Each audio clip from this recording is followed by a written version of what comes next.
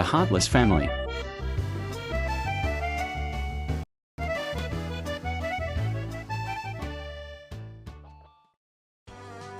In the city of Raga, there was a Brahmin who heard that the people of Ravast were filial to their parents, had faith in the Buddha's teachings, and were diligent in their practice.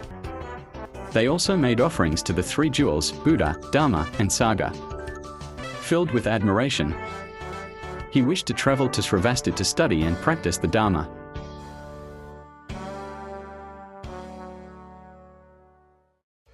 When he arrived in Sravasti, he saw a father and son working in the fields.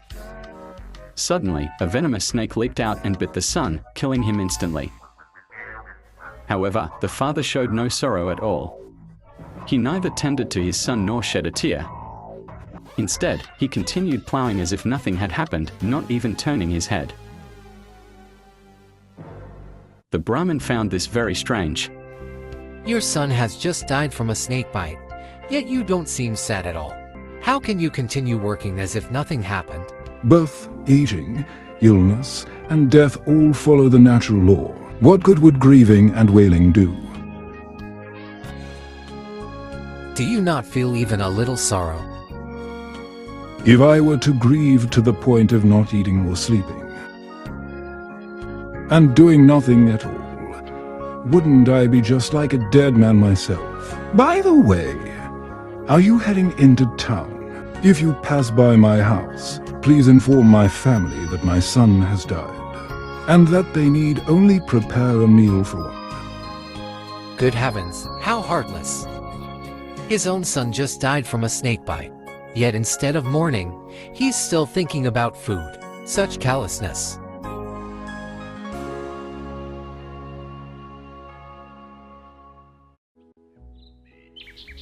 The Brahmin entered Sravasti and went to the farmer's house. Upon meeting the farmer's wife, he said, Your son has died from a snake bite. His father asked me to tell you to prepare a meal for only one person. Life follows its own course, coming and going according to conditions. No one can go against this natural law.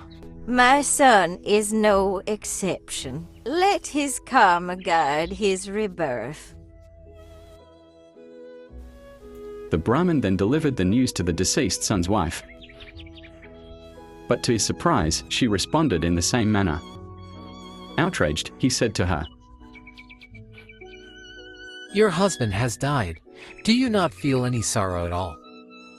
The woman remained silent, offering no reply. I came to this land because I heard its people were loving, filial, and devout in their offerings to the three jewels. That's why I wanted to practice here. But today, I have encountered such heartless people.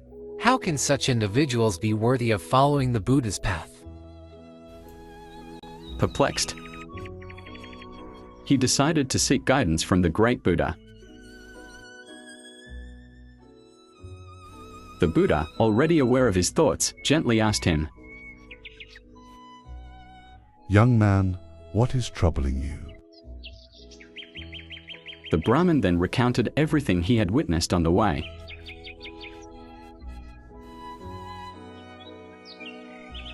Virtuous one, these people truly understand the reality of life. They recognize the impermanence of all things. Grief and sorrow cannot change what has already happened. So they accept the natural law of life and death without despair. Those who do not understand the truth of impermanence will be devastated when misfortune strikes. They will be consumed by suffering, unable to bear their grief. But those who comprehend impermanence and the Four Noble Truths, suffering, its cause, its cessation, and the path, will be free from afflictions.